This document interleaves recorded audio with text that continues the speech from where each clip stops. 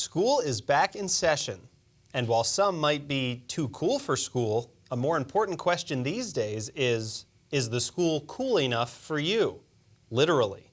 Climate change influences certain aspects of our weather throughout all 4 seasons. In Pennsylvania, for example, our summers on average are hotter, driven largely by warmer nights.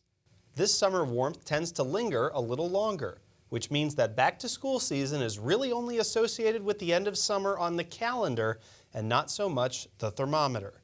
Cooling demand has gone up significantly during back-to-school season across the United States, most notably so in the West and the Northeast.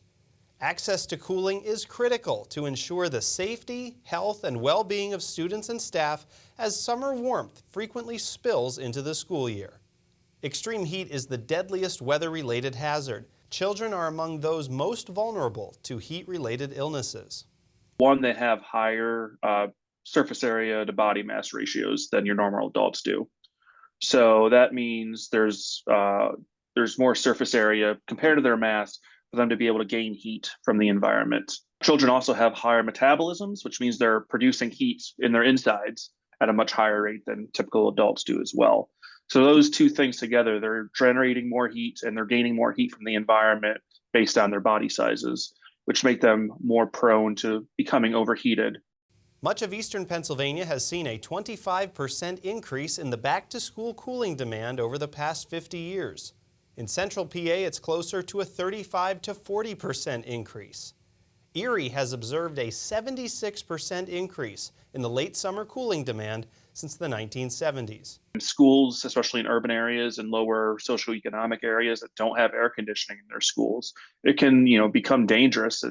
You have 300 kids plus teachers plus staff, so that's creating a whole lot of body heat just with a bunch of people being inside one building.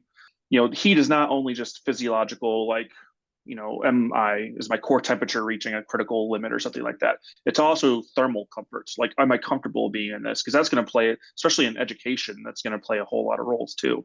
Are you comfortable enough to be able to sit down and listen to a 45-minute lecture and then go to another room and listen to another 45-minute lecture and do your homework and participate in gym and do all these other things? These vulnerabilities are not confined to the classroom. Fall sports are often ramping up before temperatures ramp down, which means that safety needs to be the focus for our student athletes.